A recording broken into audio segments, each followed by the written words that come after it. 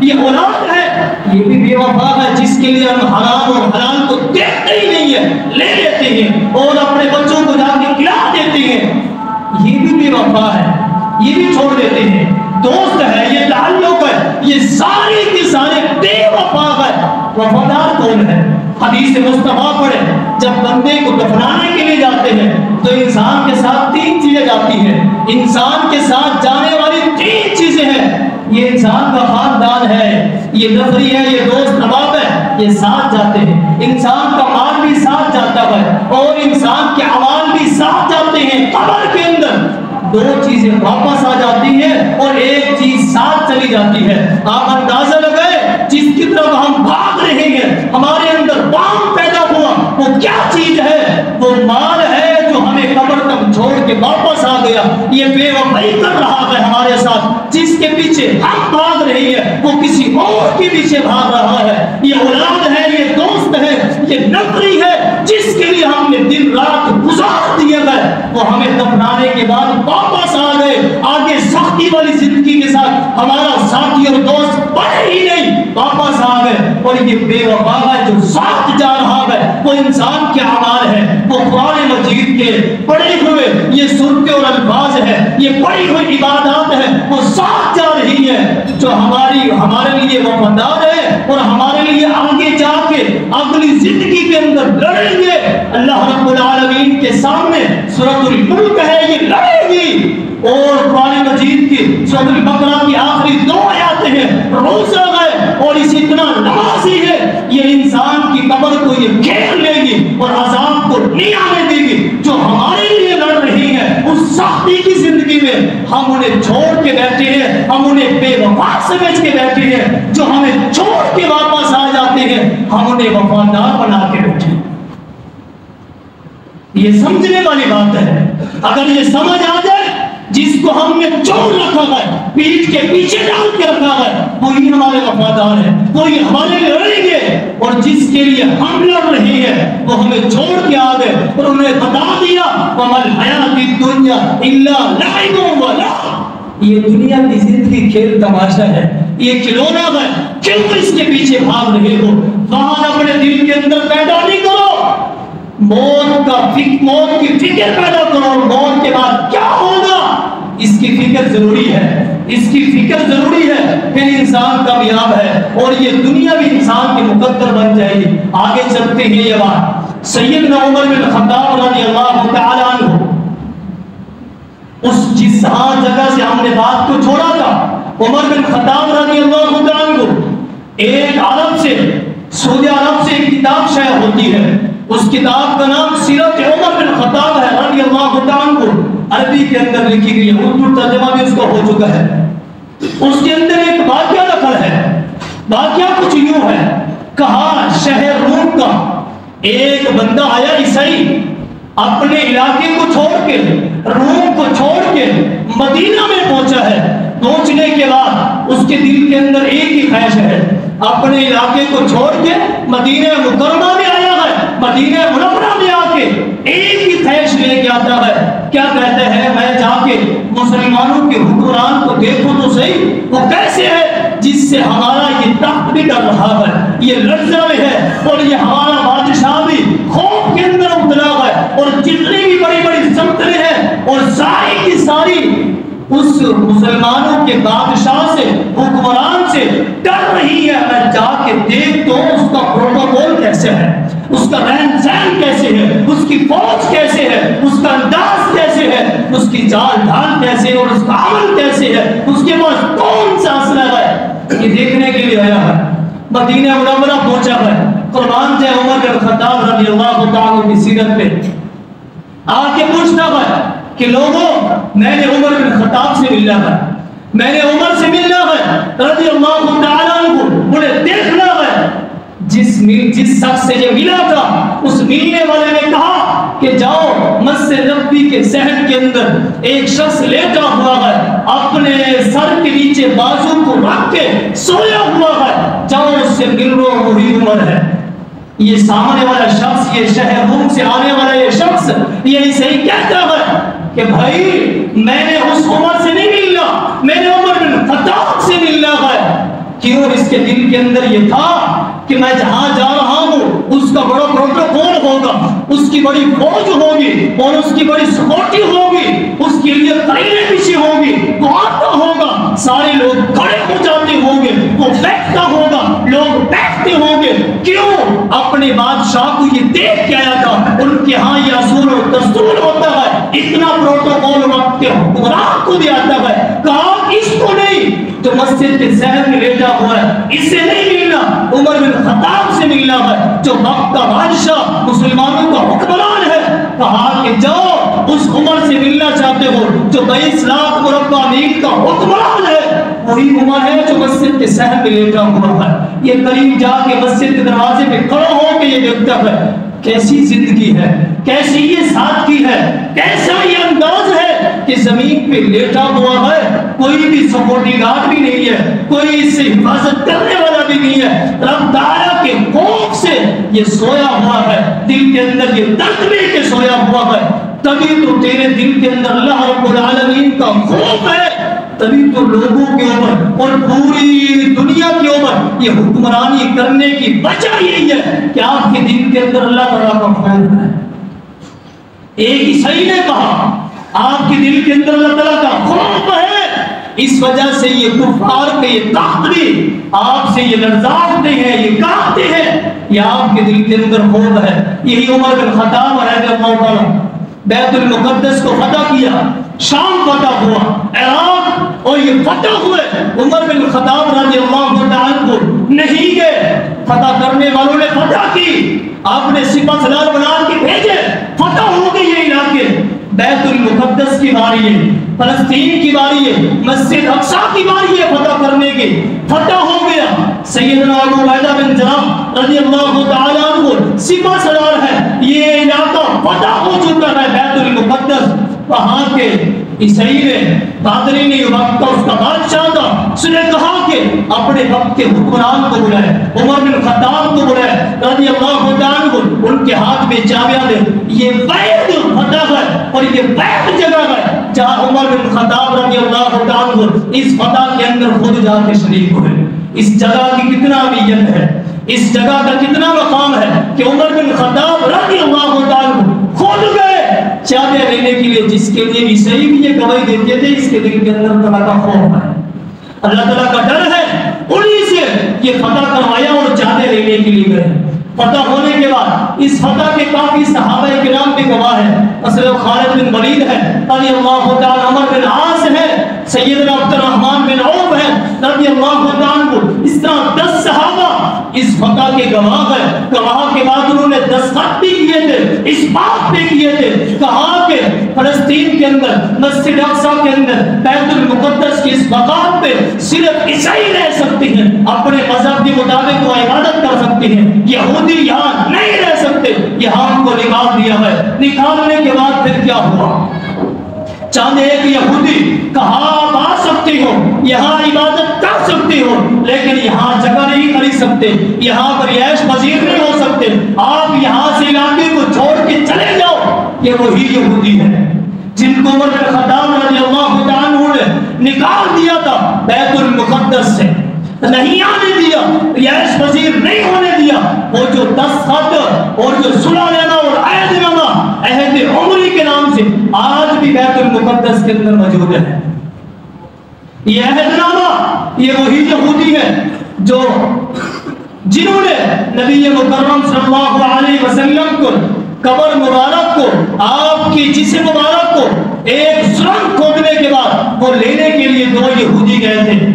نور الدین زنگی رحمہ اللہ تعالیٰ کو کتنا عظیم شخصیت ہے، جن کو خواب آیا تھا، 3 دن خواب آتا رہا، کہا وہ یہودی ہے جنہوں نے نبی مکرم صلی اللہ علیہ وسلم کو آپ کے جسم مبارک کو نکالنا چاہا، وہ بھی یہودی تھے۔ آپ کس انداز میں ان کو دوستی کے لیے ہاتھ بڑھا سکتے ہیں، کس انداز میں ان کی چیزیں اور یہ ساری آپ استعمال کر سکتی ہیں، وجہ کیا ہے؟ ہمارے نبی کے جسم مبارک کو نکال کے ان کی توہین کے لیے اتنا بڑی لمبی سرنگ کھودنے کے بعد کیا ارادہ تھا، کیا مشن تھا ان کا؟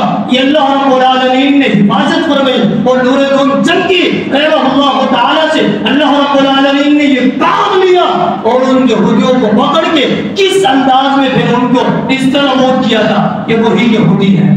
اب بات یہ چلتی ہوئی یہاں تک پہنچی ہے، عیسائیوں نے فلسطین کے اندر بیت المقدس کے اندر رہائش پذیر ہوئے اپنی عبادت کر رہے ہیں، ساتھ ہی مسلمان عبادت کرتے ہیں، ساتھ ہی اپنے گرجے کے اندر عیسائی عبادت کرتے ہیں۔ عیسائیوں کی عبادت میں اپنی بات کی طرف آ رہا ہوں، عیسائی اپنی عبادت میں اپنے چرچ میں آج بھی عبادت سے پہلے وہ میوزک چلاتے ہیں، گانا چلاتے ہیں۔ اس ٹائم بھی عیسائیوں کا یہی اصول تھا، عبادت سے پہلے وہ گانا اور میوزک چلاتے تھے۔ مسلمانوں نے انہیں کہہ دیا، کہا عبادت کرنی ہے تو عبادت کریں، یہ گانا آپ یہاں نہیں چلائیں گے، یہ میوزک آپ یہاں نہیں استعمال کریں گے، یہاں نہیں چلائیں گے۔ یہ سارے کے سارے عیسائی جنہیں عمر بن خطاب رضی اللہ تعالیٰ نے رہنے کے لیے جگہ دی تھی، فتح کرنے کے بعد جگہ دی تھی، یہ سارے کے سارے عیسائی جمع ہوا۔ جمع ہونے کے بعد پھر انہوں نے آپس میں مشورہ کیا، مشورہ یہ تھا مسلمانوں نے ہمارے ساتھ ظلم کیا ہے، ہماری تذلیل کی ہے، ہمیں انہوں نے عبادت سے روکا ہے، پھر یہ کیا کرتے گئے 20 سے 25 لوگ ہر ایک قبیلے کے سردار خاندان یہ سارے کے سارے مشورہ کرنے کے بعد یہ باہر نکلتے ہیں، جہاں جہاں عیسائی آباد تھے ہر ایک علاقے میں جاتے ہیں، انہیں جا کے یہ بتاتے ہیں، خبر دیتے ہیں کہ مسلمانوں نے ہمارے ساتھ ظلم کیا ہے، ہمارے ساتھ زیادتی کی ہے، عبادت نہیں کرنے دے۔ وہاں سے فوج جمع کی، ہر ایک شخص جس جس علاقے میں گیا تھا عیسائیوں کے وہاں وہ فوج جمع کر کے آ گئے۔ یہ چاروں اطراف میں ہر ایک قوم کے لوگ جمع ہو کے فوج کی صورت میں بیت المقدس پہنچی ہے۔ یہ جمع ہونے والی فوج یہ 10 لاکھ ہے، 10 لاکھ جمع کر کے آ گئے۔ یہاں مسلمانوں کے اوپر اس ٹائم پہ صرف اس بات پہ انہوں نے حملہ کر دیا جس پہ 60,000 مسلمانوں کو ان کے جانوں کو ختم کر دیا اور ان کے جسم کے ٹکڑے ٹکڑے کر دیے اور بچوں کو بھی ذبح کر دیا۔ کیوں؟ وہ تیاری سے آئے تھے، یہ مسلمان تیار نہیں تھے جنگ کے لیے، ان کے باغوں گمان میں نہیں تھا یہ جنگ کرنے آئیں گے، اور یہ 10 لاکھ کی فوج آ کے 60,000 مسلمانوں کو اس وقت انہوں نے ذبح کر دیا ہے۔ اگر ایک گھوڑے کے اوپر سوار ہونے والا بندہ سوار ہوتا اور یہ چلا کے لے جاتا، اس گھوڑے کا پاؤں زمین کے اوپر لگنے کے بعد ایک فوارہ پیدا ہوتا ہے، چھل پیدا ہوتی، وہ چھل پانی کی نہیں ہوتی تھی، وہ انسانوں کے خون کی ہوتی تھی۔ اتنا زیادہ مسلمانوں کو ذبح کیا۔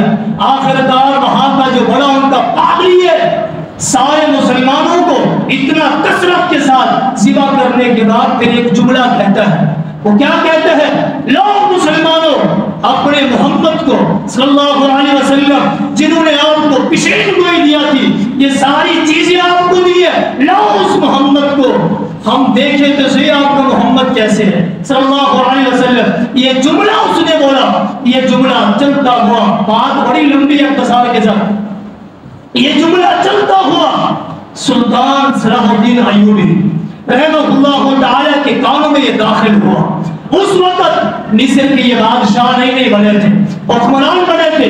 سلطان صلاح الدین ایوبی رحمہ اللہ تعالی کے کانوں کے اندر یہ جملہ داخل ہوتا ہے، کہا کہ مسلمانوں کے نبی کو عیسائیوں نے لرزا ہے، ان کی گستاخی کی ہے، ان کو پکارا ہے، یہی جملہ کہتے ہیں۔ جیسے ہی جملہ سنتے اپنے آپ کو کمرے کے اندر بند کر دیتے ہیں۔ صلاح الدین ایوبی رحمہ اللہ تعالی کمرے کے اندر بند کر کے اللہ تعالیٰ سے دعا کرتے ہیں، اللہ زمین کے اوپر تیرے نبی کی گستاخی ہو رہی ہے، اللہ مجھے ہمت دے دے، مجھے طاقت دے دے، مجھے اتنا قوت دے دے، میں تیرے نبی کی گستاخی کرنے والے شخص کی اس کے تن سے گردن کو جدا کر دو۔ دعا کر رہی ہے، دعا کرنے کے ساتھ ساتھ پھر اپنے لیے اور اس انداز میں غمگین ہے، پھر فوج جمع کرتے ہیں۔ جمع کرتے ہوئے ابھی نئے نئے یہ مصر کے حکمران بنے تھے، حاکم بنے تھے، لوگ استقبال کر رہے ہیں، بچے ہیں، چھوٹی بچیاں ہیں، پھول کی پتیاں لے کے آ رہی ہے۔ صلاح الدین ایوبی رحمہ اللہ تعالیٰ کے استقبال کے لیے آ رہی ہے، منع کر دیا، جاؤ میری پھول کی پتیوں کے ساتھ استقبال نہیں کرنا، یہ پھول کی پتیاں میری تلوار کو زنگلت کر دے گی، میں اس لیے یہ مصر میں آیا ہوں، حکمران اس لیے مجھے بنایا گیا ہے، میں نے عیسائیوں کو ختم کرنا ہے، جس نے میرے نبی محمد رسول اللہ صلی اللہ علیہ وسلم کی شان میں انہیں پکارا گیا، نہیں چاہیے پھول کی پتیاں، واپس لوٹا دی۔ بچے لے کے، نوجوان لے کے چلیں گے پھول کی پتیاں۔ یہی وقت تھا دمشق کے اندر ایک شخص بیٹھا ہے جسے ہم اپنی زبان کے اندر واڈا کہتے ہیں، ایک ممبر بنا رہا ہے۔ ممبر بڑا بھی مقدس ہے، بڑا بھی عظیم ممبر ہے، پورے عرب کے اندر اس ممبر کی ایک دھاک بیٹھ چکی ہے اور لوگ دور دراز سے اس ممبر کو دیکھنے کے لیے آ رہے ہیں، اس سے کہہ رہے ہیں اور یہ جملہ کہہ رہی ہے کہ جتنے پیسے آپ نے لینے ہیں، جتنے دنوں و دینار لینے ہیں لے دو، یہ ممبر ہمیں دے دو۔ لیکن وہ ممبر بنانے والا شخص ایک ہی جملہ کہتا ہے، یہ ممبر میں نے بنایا ہی اس لیے ہے۔ ایک روایت کے اندر آتا ہے نور الدین زنگی رحمہ اللہ تعالیٰ نے یہ خود ممبر بنایا تھا مسجد اقصی کے اندر، مسجد اقصی کے اندر رکھوانے کے لیے، اور ایک روایت کے اندر آتا ہے وہ شخص نے خود بنایا تھا۔ لوگ آفر کر رہے ہیں، ہم دنوں و دینار دیتے ہیں، یہ ممبر ہمیں دے دے، بڑی اس کی دعوت بیٹھ گئی ہے، لیکن وہ شخص ایک ہی جملہ کہتا ہے، کہتے ہیں میں نے یہ ممبر بنایا ہے مسجد اقصی کے لیے، اسی کے اندر رکھوں گا، کسی کو اس ممبر کو بیچوں گا نہیں۔ لوگوں نے کیا کہا، مسجد اقصی مسلمانوں کے پاس ہی ہے ہی نہیں، وہ تو عیسائیوں کے قبضے کے اندر ہے، پھر کیسے یہ ممبر رکھ پاؤ گے، کیسے یہ ممبر وہاں چھوڑ کے آؤ گے؟ کیا کہتے ہیں، میرا ایمان ہے اللہ تعالیٰ ایسا نوجوان بھیجے گا، ایسی امت بھیجے گا، اس مسجد اقصی کو عیسائیوں کے قبضے سے لے کے مسلمانوں کے وہ سپورٹ کریں گے، میں ممبر کو وہاں رکھوں گا۔ اور سیدنا، اور یہ شخص اتنا جذبے سے اور اتنا ایمان سے، یہی اس کا جذبہ اور یہی اس کا ایمان، سلطان صلاح الدین ایوبی رحمہ اللہ تعالیٰ کو جا کے یہ جملہ ملتا ہے، وہ شخص اتنا ہی بیتاب ہے اور اس امید سے بیٹھا ہے کہ یہ ممبر میں نے مسجد اقصی کے اندر رکھوانا ہے، اور صلاح الدین ایوبی رحمہ اللہ تعالیٰ کا جذبہ اور جوان ہوا، کہا یہ ممبر اس شخص کا مسجد اقصی کے اندر رکھوا کے ہی رہیں گے۔ پھر یہ فوج تیار کر کے جنگ کے لیے تیار ہو گئے۔ یہ 15 رجب ہے، جنگ شروع ہو چکی ہے، 583 یہ ہجری ہے، 1187 عیسوی ہے، اس کے اندر یہ جنگ شروع ہوئی ہے۔ 15 دن سے پہلے یعنی 27 رجب تک یہ جنگ یہ چلتی رہی۔ سلطان صلاح الدین ایوبی رحمہ اللہ تعالیٰ نے عیسائیوں کے قبضے سے فلسطین کو لے لیا گیا، نکال لیا گیا اور مسلمانوں کے سپرد کر دیا گیا۔ جس دن یہ فتح ہوا بیت المقدس، اس دن جمعے کا دن تھا، کہا کہ جاؤ وہ ممبر لے کے آؤ۔